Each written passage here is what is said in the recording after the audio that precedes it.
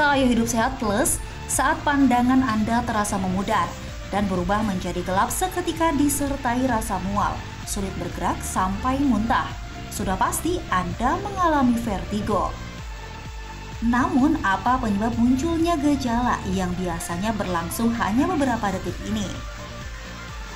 Vertigo umumnya dialami oleh wanita dengan usia lebih dari 60 tahun. Namun tak sedikit juga masyarakat dengan usia lebih muda yang mengalami vertigo.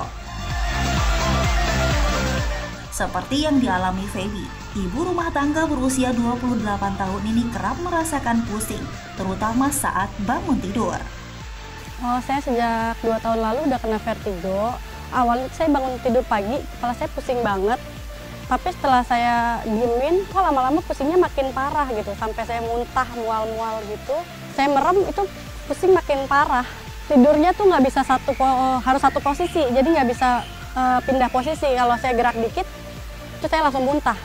Dan pusingnya tuh muter semua. Melek mata pun saya nggak bisa, harus merem terus.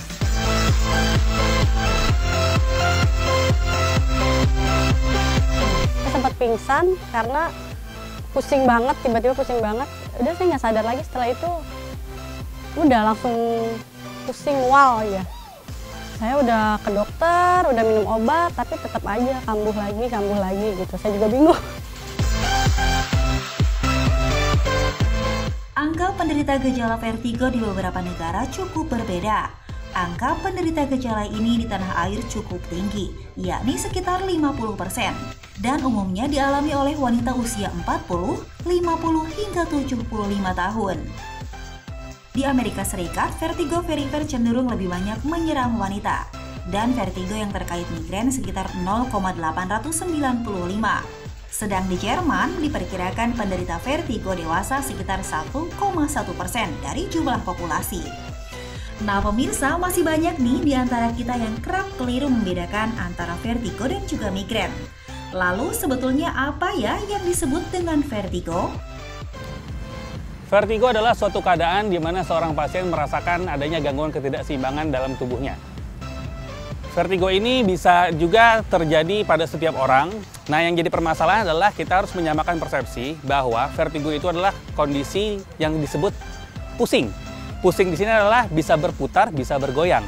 Sedangkan pusing ini sangat berbeda dengan sakit kepala. Karena sakit kepala ini adalah suatu kondisi di mana kepala itu merasa seperti berat, ditusuk, ditekan, terikat, dan berdenyut. Nah, kondisi sakit kepala ini yang bisa masuk dalam kategori salah satunya adalah migrain. Jadi, kita harus bedakan antara pusing atau vertigo, sakit kepala, atau migrain. Vertigo ini bisa dibagi menjadi dua sebenarnya. Dari sebabnya misalnya adalah vertigo perifer. Vertigo perifer ini adalah vertigo yang tidak berbahaya. Contoh vertigo perifer adalah vertigo yang rasanya pusing berputar, bisa dipengaruhi oleh perubahan posisi kepala, bisa menyebabkan mual, muntah, keringat dingin, dan bisa ada gangguan pendengaran, misalnya berdenging seperti pekak ya, seperti tersumbat. Kemudian ada juga yang namanya vertigo sentral. Yang berbahaya dari vertigo sentral ini adalah vertigo sentral ini ternyata bisa merupakan suatu manifestasi atau suatu tanda dari penyakit lain yang lebih serius. Misal, stroke pada daerah otak kecil. Kemudian bisa juga daerah otak kecil ini terdapat tumor atau perdarahan. Yang jadi permasalahan adalah kapan kita tahu vertigo itu berbahaya atau tidak. Secara gampangnya adalah ketika vertigo itu memberikan gejala yang sangat hebat, biasanya itu tidak berbahaya. Tapi bila vertigonya itu memberikan gejala yang relatif tidak berbahaya, namun lebih panjang durasinya, itu kemungkinan yang berbahaya. Pemirsa Ayo Hidup Sehat Plus, sirkulasi darah merupakan bagian dari sistem kardiovaskular yang membawa darah segar dari jantung ke seluruh tubuh. Dan jika terjadi penyumbatan pada pembuluh darah, maka akan menimbulkan berbagai macam penyakit. Salah satunya adalah vertigo. Namun, itu fakta atau mitos ya pemirsa? Itu jawabannya adalah fakta. Karena kenapa? Karena salah satu penyebab vertigo adalah sumbatan di daerah otak kecil. Jadi memang itu fakta.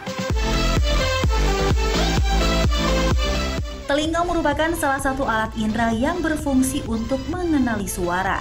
Gangguan pendengaran akan terjadi jika bagian dalam telinga bermasalah. Namun fakta atau mitos ya, jika vertigo adalah tanda adanya gangguan pada bagian telinga dalam. Jawaban adalah fakta, karena salah satu penyebab vertigo adalah gangguan telinga bagian dalam yang menyebabkan vertigo yang tipe berputar atau perifer. Migrain adalah kondisi di mana kepala terasa nyeri, di mana rasa sakit hanya terasa pada sisi sebelah kepala saja. Pemirsa, fakta atau mitos ya kalau migrain sebabkan vertigo? Jawabannya adalah mitos. Karena vertigo dan migrain adalah dua sebab yang sangat berbeda. Vertigo itu adalah suatu gangguan di keseimbangan, sedangkan migrain adalah gangguan karena sakit kepala. Dua sebab yang beda dan dua terapi yang berbeda. Jadi jawabannya adalah mitos. Penyakit jantung merupakan salah satu penyakit yang berbahaya jika tidak ditangani dengan serius. Salah satu penyebabnya adalah pola makan yang kurang baik dan juga tinggi kadar kolesterol. Namun fakta atau mitos ya pemirsa kalau vertigo adalah gejala awal penyakit jantung? Jawabannya adalah mitos. Karena vertigo itu adalah gangguan pusat keseimbangan, sedangkan jantung adalah gangguan sirkulasi. Tidak ada hubungan antara vertigo dan jantung secara langsung. Tumor merupakan pertumbuhan sel-sel tubuh yang tidak normal. Jika tidak ditangani dengan serius akan berkembang dan menjadi kanker. Penyebab tumor dalam tubuh pun masih belum dapat diketahui. Namun sebagian masyarakat beranggapan bahwa vertigo adalah tanda adanya tumor. Pemirsa, itu fakta atau mitos ya? Jawabannya adalah fakta. Karena beberapa tumor yang berlokasi di daerah batang otak atau daerah otak kecil dapat menyebabkan gangguan vertigo. Terbebas dari berbagai penyakit merupakan keinginan setiap orang, terlebih lagi dapat sembuh dari penyakit yang diderita. Nah, fakta atau mitos ya kalau vertigo bisa disembuhkan? Fakta, vertigo bisa disembuhkan, asal kita tahu jenis vertigonya seperti apa, dan kita tahu pengobatan dengan tepat, dan kita bisa menghindari faktor resikonya, dan juga kita bisa melakukan latihan atau exercise untuk menghindari vertigo di kemudian hari. Pemirsa, sekarang Anda sudah tahu kan apa itu vertigo? Nah, agar Anda terhindar dari vertigo, yuk kita simak tips dari Dr. Ziki berikut ini. Berikut adalah tips bagi pemirsa yang sudah atau pernah mengalami vertigo. Yang pertama, sebaiknya hindari pergerakan posisi kepala yang mendadak. Misalnya menghentakkan leher ya, seperti itu ya. Kemudian yang kedua, pasien yang sudah pernah mengalami vertigo, ada baiknya selalu membawa obat vertigo apabila serangannya muncul, maka bisa dikonsumsi. Yang ketiga, karena vertigo ini sedikit banyaknya terkait dengan aliran darah dan pola hidup yang sehat, maka sebaiknya konsumsilah makanan-makanan sehat yang rendah lemak dan kemudian rendah gula. Seorang pasien yang sudah pernah mengalami vertigo, sebaiknya banyak mengkonsumsi air putih untuk memperlancar aliran darah.